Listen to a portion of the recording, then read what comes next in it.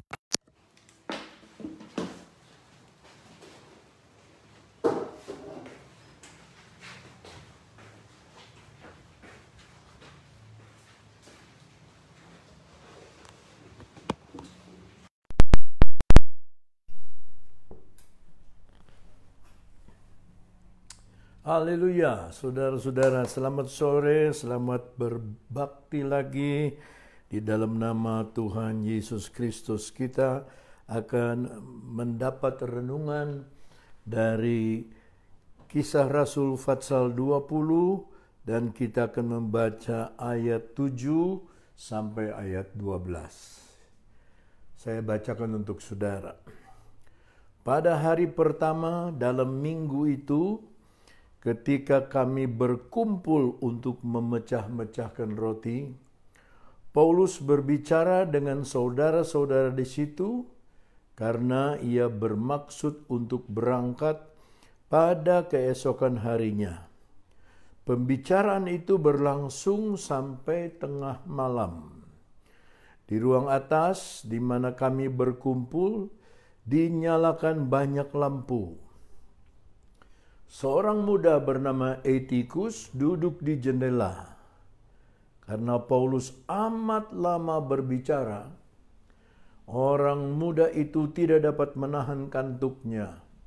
Akhirnya ia tertidur lelap dan jatuh dari tingkat ketiga ke bawah. Ketika ia diangkat orang, ia sudah mati. Tetapi Paulus turun ke bawah. Ia merebahkan diri ke atas orang muda itu, mendekapnya dan berkata, "Jangan ribut, sebab ia masih hidup." Setelah kembali di ruang atas, Paulus memecah-mecahkan roti lalu makan. Habis makan, masih lama lagi ia berbicara sampai fajar menyingsing, kemudian ia berangkat. Sementara itu, mereka mengantarkan orang muda itu hidup ke rumahnya, dan mereka semua merasa sangat terhibur. Haleluya. Cerita ini adalah cerita dari seorang yang bernama Etikus. Dia tidak berbuat apa-apa. Dia tidak berbuat apa-apa. Tetapi dia diceritakan di dalam Kisah Rasul pasal 20 ini sebagai seorang yang dibangkitkan dari kematian. Sebelum dia dibangkitkan dari kematian, dia berkumpul pada hari pertama. Hari pertama adalah harinya Tuhan. Jadi kurang lebih ini adalah hari Minggu, hari pertama dalam minggu. 1, 2, 3, 4 dalam bahasa Ibrani, Ehad, Snain, Selos, Arba. Jadi hari pertama itu hari Minggu, Domingos, harinya Tuhan. Dan mereka berkumpul bersama-sama di ruang atas karena mereka mau berpisah dengan Rasul Paulus yang pada perjalanannya akan menemukan banyak sekali perpisahan. Dan di dalam perjamuan itu dikatakan oleh firman Allah, mereka berkumpul di ruang atas. Di ruang atas, di tempat mereka berkumpul itu. Saudara, ruang atas di upper room beberapa kali kita baca di dalam Alkitab. Ketika Yesus mengadakan perjamuan Tuhan, perjamuan kudus Peskah, yang terakhir, perjamuan akhir, itu dibuat di ruang atas, di upper room. Dan ketika hal ini diceritakan, itu juga di ruang atas, di upper room. Dan ketika Roh Kudus turun pun, ketika mereka berkumpul di ruang atas, di upper room. Bahkan Yesus melarang mereka meninggalkan Yerusalem sebelum mereka dipenuhkan dengan Roh Kudus. Jadi hari ini, hari Minggu ini adalah hari Minggu Pentakosta karena diadakan perjamuan Tuhan. Dan perjamuan Tuhan itu dibuat di ruang atas. Saudara-saudara, kita sebagai orang Kristen, kita mempunyai tingkat rohani yang di tempat yang di atas, bukan di tempat yang di bawah. Karakter saudara harus menjadi karakter surga, karakter yang dari atas. Kekuatan kita harus kekuatan yang dari atas, bukan kekuatan sendiri, bukan kekuatan materi, bukan kekuatan fasih bicara, tetapi kekuatan yang kita andalkan, kekuatan yang dari atas. Disebutkan dalam cerita tadi, mereka berkumpul di tingkat yang ketiga. Tingkat yang ketiga selalu berbicara, mengingatkan kita kepada tabernakel, kemah sembayang. Ada 3 tingkat, halaman, ruang kudus, dan ruang maha kudus. Dan ini mereka berkumpul di tingkat 3. Dan saudara-saudara, ada beberapa hal yang kita bisa belajar dari sana, yaitu yang pertama kita akan lihat arti nama dari Etikus. Etikus berarti beruntung, fortunate. Tetapi namanya yang begitu bagus, begitu indah, sangat berbeda dengan apa yang dia alami. Banyak kali kita pun, saudara-saudara, mempunyai nama, gelar yang baik, tetapi yang kita alami yang sebaliknya. Kita ingin mendapat yang baik menurut Roma pasal 7, tetapi yang kita lakukan adalah yang sebaliknya. Nama tidak sesuai dengan keadaan. Di dalam cerita Yohanes 12 ada seorang juga yang bernama Lazarus, yang berarti Yehova sudah menolong aku. Dia bangkit dari kematian setelah 4 hari.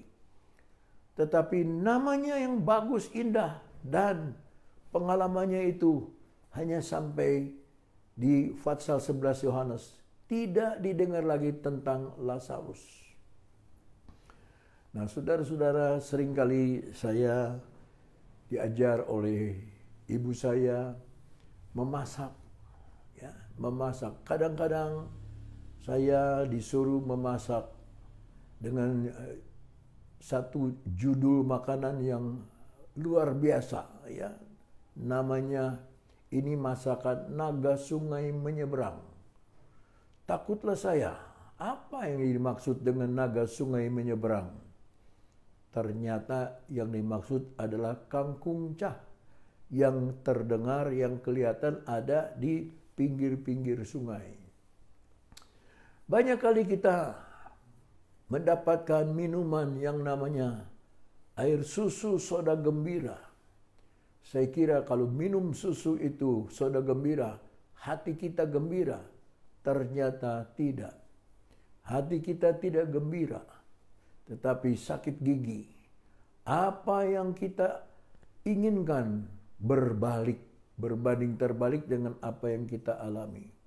Demikian juga dengan Etikus, fortunate, ya, beruntung, sangat beruntung, fortunata, beruntung, tetapi pengalamannya tidak beruntung. Pelajaran berikutnya kita belajar dari hal hari yang pertama dalam minggu itu. Saudara, yang pertama, yang terbaik, yang terindah, yang nomor 1 itu harus untuk Tuhan. Waktu yang terbaik, kekuatan yang terbaik harus untuk Tuhan. Saya senang karena Tuhan memanggil saya pada usia 17 tahun. Ketika saya boleh memilih apa yang saya inginkan, apa yang saya rindukan. Dan Tuhan sampai sekarang tidak pernah mengecewakan saya. Karena selalu saya nomor 1-kan Tuhan. Awali segala sesuatu dengan Tuhan. Yohanes 1 ayat 1 berkata, pada awal pertama, in the beginning, awalnya, in the beginning, God. Dalam Kejadian 1, Word dalam Yohanes 1, awalnya harus firman Allah didahulukan. Awalnya yang nomor satu harus Tuhan yang didahulukan. Beri kepada Tuhan yang terbaik. Dan nanti Tuhan memberikan pelayanan kita kepada kita yang terbaik. Kalau saudara memperhatikan kain, 20 meter kain yang sama, warnanya sama, apanya sama, saudara bisa bikin tirai. 10 meter dari kain yang sama, saudara bisa bikin taplak meja. Dan tempat tidur, tutup tempat tidur. Ya, 5 meter dari kain yang sama, saudara bisa bikin hal yang lebih kecil lagi. Mungkin sarung bantal, sarung guling. Saudara, dari 20 cm saudara bisa bikin dari kain yang sama. Hanya sapu tangan. Tapi lebih kecil lagi. 15 cm dari kain yang sama. Mungkin saudara bisa pakai itu untuk tempat jarum. Semuanya dari kain yang sama. Begitu juga dengan penyerahan saudara. Kalau saudara memberi seluruhnya kepada Tuhan, yang terbaik saudara beri untuk Tuhan, maka Tuhan bisa memakai bahan yang banyak itu untuk dibuat sesuatu bagi kemuliaan nama Tuhan. Saudara, Tuhan itu pencipta segala sesuatu. Tuhan itu pemilik segala sesuatu. Semuanya, termasuk hidup kita, milik Dia. Ya, roh, jiwa, tubuh kita milik Dia. Apa yang tidak dikasih oleh Tuhan yang ada sama kita, semuanya milik dari Tuhan. Kalau saudara mau memberi kepada Tuhan, berilah yang Dia tidak punya. Saya beritahu, Petrus berkata, serahkanlah segala khawatirmu kepadanya, karena Dialah yang memperdulikan kamu. Tuhan tidak pernah khawatir. Allah tidak pernah khawatir. Kekhawatiran itu datang sejak manusia berdosa. Ada ketakutan, ada kebimbangan, ada kekhawatiran. Tapi kekhawatiran Tuhan tidak punya. Maka Petrus berkata, serahkan khawatirmu kepadanya. Dia yang akan menjaga, yang akan memelihara, yang akan memperdulikan saudara. Yang ketiga, saudara-saudara, kita akan lihat bahwa karena khotbah ini, kebaktian ini tengah malam. Dan saudara-saudara, di sana dipasang banyak lampu. Maksudnya bukan lampu seperti sekarang, tentu seperti zaman dulu. Kemungkinan ditambah karena ada Rasul Paulus di Troas ini. Keesokan harinya dia mau pergi. Dan kebaktian ini sangat-sangat panjang. Sampai seorang muda yang bernama Etikus ini mengantuk dan jatuh tertidur, lelap. Dia duduk di tempat yang tidak biasanya, yaitu dia duduk di jendela. Mungkin saking penuhnya manusia, jemaat, sehingga karena dia masih muda, dia duduk di jendela. Tetapi firman Allah berkata, dia ngantuk dan dia tertidur. Saudara-saudara, segala sesuatu harus seimbang. Segala sesuatu harus ada batas waktunya. Mungkin karena kangennya kepada Rasul, khotbah tengah malam terganggu sedikit karena khotbahnya panjang dengan jatuhnya Etikus dari jendela keluar. Yang saya heran dia tidak jatuh ke bagian dalam ruangan yang tidak akan membawa maut, tapi dia jatuh keluar. Bagaimana saudara hidup pengiringan saudara kepada Tuhan? Apakah seimbang atau tidak seimbang? Saudara ikut tetapi tidur.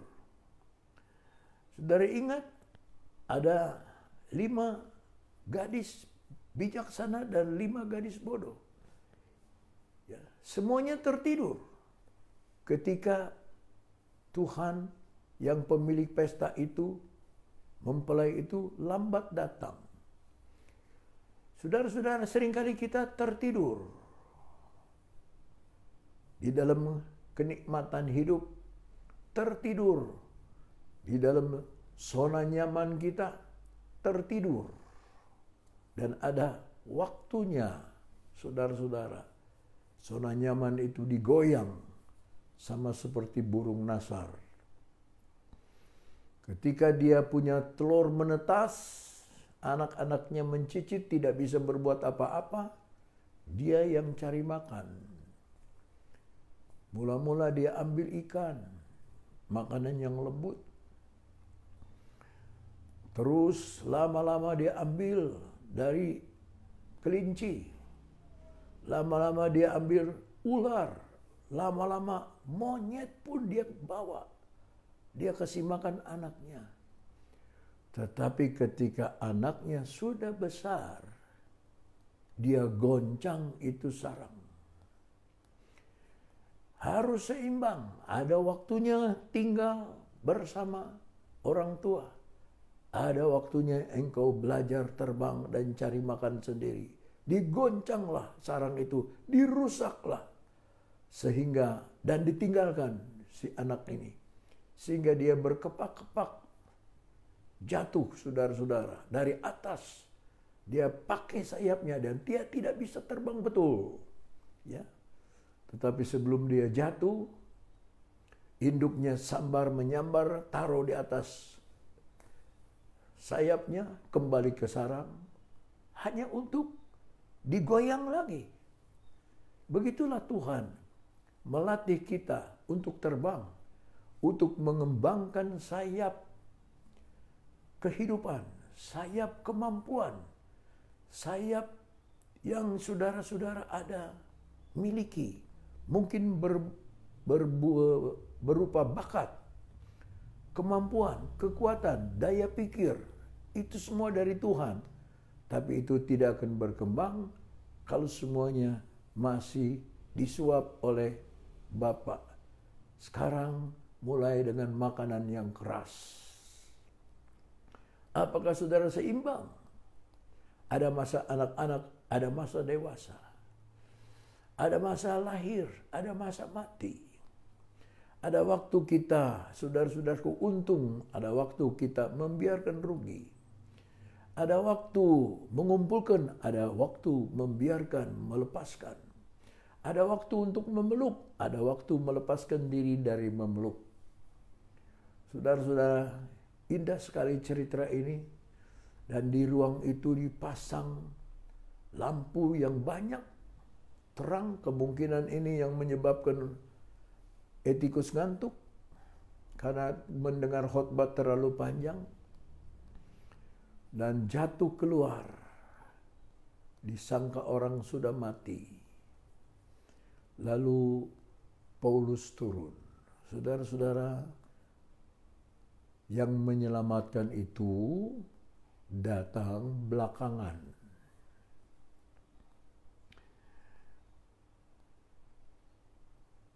Yang celaka duluan. Sama seperti sekarang. Banyak dokter-dokter di garis depan. Sampai mengorbankan nyawanya. Untuk berjuang menyelamatkan banyak rakyat manusia yang kena virus. Seharusnya dokter itu di garis belakang. Dalam peperangan, pertempuran pun dokter bagian belakang. Setelah ada serdadu yang tertembak, dia punya pekerjaan. Dia harus di garis belakang. Tapi sekarang terbalik. Dokter di garis depan. Yang dilindungi di garis belakang. Susahnya luar biasa.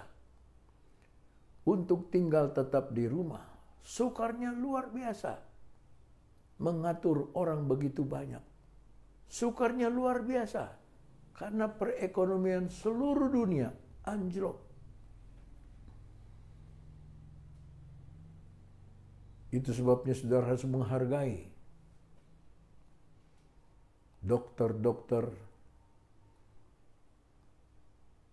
juru rawat yang berjuang di garis depan. Melindungi rakyat Indonesia yang tak terhitung ini. Yang sekarang sedang menunggu di garis belakang. Ketika Paulus turun menolong kepada Etikus, kebiasaan di Timur Tengah, di Israel, kalau ada orang jatuh dan ketahuan dia meninggal, orang sudah melolong.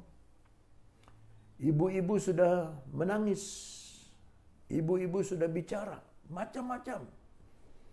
Ibu-ibu sudah teriak-teriak menangis. Dan itulah sebabnya Rasul Paulus bilang, tenanglah, dia tidak mati, dia masih hidup. Saudara-saudara, pelajaran yang terakhir. Ketika Etikus mati, Paulus mendekapkan diri, meniru apa yang dikerjakan oleh Elia di perjanjian lama. Ketika menghadapi anak yang mati, dia dekap juga.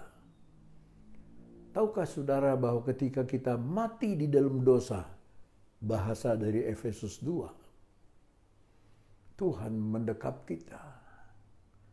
Tuhan menolong kita. Dan kehidupannya, kehangatan hatinya menghidupkan. Firman Allah berkata, orang-orang bersuka cita dan mengantarkan anak ini pulang ke rumahnya dengan hidup. Dan semua orang bersuka cita. Wahai kaum muda, apakah Anda sekolah di luar negeri, Anda menyukakan orang tua yang membiayai Anda? Anda pernah berpikir ayah dan ibu banting tulang mengumpulkan uang untuk Anda sekolah?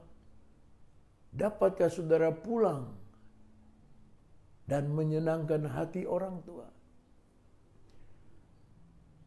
Apa yang terjadi dengan Etikus? Dia hidup di tempat yang terang. Banyak lampu di sana. Itulah sebabnya kita disebut juga anak terang. Ya. Kamu adalah terang dunia. Yesus berkata, kamu harus bernyala seperti terang di dalam dunia. Yesus berkata, akulah terang dunia, tetapi engkau juga, kamulah terang dunia. Itulah sebabnya dia mendekap kita di atas bukit Golgota. Dia dekap segala dosa, kesalahan manusia. Dia tanggung di atas tubuhnya sendiri. Dan dia mati ganti kita. Lalu dia bangkit pada hari ketiga. Dan sekarang ada di sebelah kanan Allah Bapa, menunggu saudara dan saya. Dapatkah saudara menyenangkan ayah dan ibu? Dapatkah saudara menyenangkan keluarga saudara? Sehingga keluarga saudara bangga menyebut saudara. Bangga mengatakan nama saudara. Ini anak saya. Itu yang pakai topi yang jadi lulusan AMN, Akabri, itu putra saya. Itu yang jadi hakim, itu putra saya. Itu yang jadi pedagang sukses, itu putra saya. Kita berhutang kepada orang tua kita. Kita berhutang kepada keluarga kita yang membesarkan kita. Saudara, dari cerita ini, dari mulai hari pertama, kita harus seimbang sampai yang terakhir. Paulus berkhotbah sampai fajar menyingsing. Dan mereka membawa pulang anak itu, Etikus, dengan hidup. Cocoklah namanya sekarang. Fortunate. Beruntung. Saudara-saudara, sekian renungan firman Allah. Kiranya Roh Tuhan membuka hati kita, karena hanya Dia yang bisa mengartikan kepada saudara dan saya. Hanya Dia yang patut dimuliakan, dipuji, ditinggikan sampai selama-lamanya. Izinkan saya berdoa untuk saudara. Bapa Sorga, di dalam nama Yesus kami menyapa Engkau. Tuhan, berkatilah semua yang mendengar, berkatilah mereka yang menyaksikan, bahwa pada hari-hari ini adalah hari di mana kami harus memberi yang terbaik, yang pertama, yang utama, the first day of the week, yang pertama dari minggu itu, kepada Engkau. Terima kasih Tuhan, bahwa Engkau memberi kepada kami satu cerita, walaupun Etikus tidak berbuat apa-apa, tapi Engkau mengajar kepada kami banyak hal, dan masih banyak hal yang tersembunyi, yang kami belum tahu sekarang ini. Bukakanlah itu kepada kami Tuhan. Kami berdoa sore hari ini, untuk saudara-saudara kami, yang sedang dalam kesulitan, dalam kesusahan. Kami musrahkan kekhawatiran kami kepada Engkau, karena Engkaulah yang memelihara kami. Selamatkanlah kami Tuhan. Selamatkanlah bangsa Indonesia dari wabah ini. Terima kasih kepada Tuhan karena menjaga kami, sehingga kami masih ada sebagaimana kami ada sampai hari ini. Hiburkanlah keluarga dari dokter-dokter yang meninggal. Kami tidak bisa bayangkan perasaan dari keluarga yang ditinggalkan. Mereka adalah pahlawan-pahlawan dari kesehatan, pahlawan-pahlawan kemanusiaan. Tuhan, berkati mereka di mana mereka berada. Berkati mata pencaharian mereka, toko, warung, jualan mereka, Engkau berkati. Biar nama-Mu dipermuliakan, ditinggikan sampai selama-lamanya. Kami alaskan doa kami hanya di dalam nama di atas segala nama, yaitu nama Tuhan Yesus Kristus, Juru Selamat, penebus kami yang setiawan. Haleluya. Amin. Sekian firman Allah. Tuhan memberkati. Sampai ketemu di lain kesempatan.